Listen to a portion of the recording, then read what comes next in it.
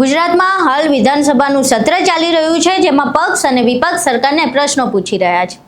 ત્યારે ડેડિયાપાડાના ધારાસભ્ય ચૈતર વસાવાએ આજે શિક્ષણને લઈને પ્રશ્ન પૂછ્યો હતો. તેમણે નર્મદા અને દાહોદમાં શિક્ષકોની ઘટ વિશે પ્રશ્ન પૂછ્યો હતો, જેમાં ચોંકાવનારો જવાબ સામે આવ્યો છે.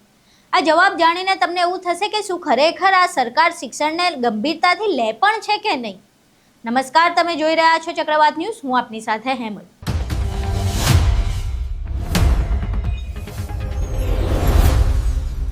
ચૈતર વસાવા દ્વારા નર્મદા અને દાહોદ જિલ્લામાં શિક્ષકોની ઘટ વિશે પ્રશ્ન પૂછવામાં આવ્યો. કુલ મળીને આ બે જ જિલ્લામાં 1800 શિક્ષકો નથી. હવે આખા ગુજરાતની તો વાત જ શું કરવી.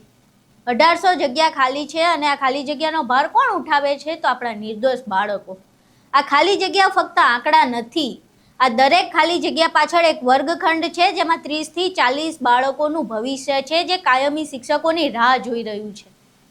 સરકાર કહે છે કે શિક્ષકોની ઘટ સામે જ્ઞાન સહાયકની વ્યવસ્થા કરવામાં આવી છે, પરંતુ શું જ્ઞાન સહાયક કાયમી શિક્ષકનો વિકલ્પ છે? ઓછા વેતન, અસ્થિર નોકરી અને તાત્કાલિક નિમણૂક, આવી રીતે શિક્ષણની ગુણવત્તા ઊંચી થાય? શું વિદ્યાર્થીનું ભવિષ્ય આવી રીતે એડજસ્ટમેન્ટથી નક્કી કરવામાં આવશે? શાળા એટલે માત્ર બિલ્ડિંગ નથી સાહેબ. શાળા એટલે શિક્ષણ, માર્ગદર્શન અને સ્થિરતા છે, પરંતુ તેમને મળે છે જ્ઞાન સહાયકની વ્યવસ્થા. શું આપણા બાળકોનું ભવિષ્ય કોન્ટ્રાક્ટ પર ચાલશે? શું રાષ્ટ્રની પેઢી એક ટેમ્પરરી સોલ્યુશન પર ઊભી રહેશે? સરકાર કહે છે કે વ્યવસ્થા કરી છે, પણ સવાલ છે કે શું આ વ્યવસ્થા ગુણવત્તા આપે છે? શું આ વ્યવસ્થા પાયો મજબૂત કરે છે? પ્રાથમિક શિક્ષણ એટલે પાયો. જો અહીં તિરાડ પડશે તો આખી ઇમારત એક દિવસ ધરાશાયી થઈ જશે.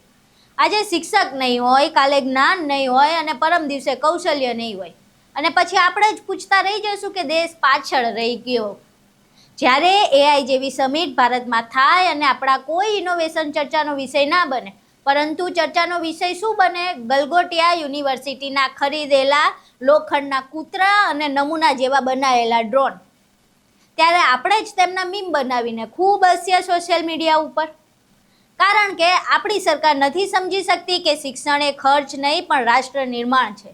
જો દેશમાં હાઈવે બનાવી શકાય, મહોત્સવો યોજી શકાય, જાહેરાતો છપાવી શકાય, તો પછી કાયમી શિક્ષકોની ભરતી કેમ ન કરી શકાય?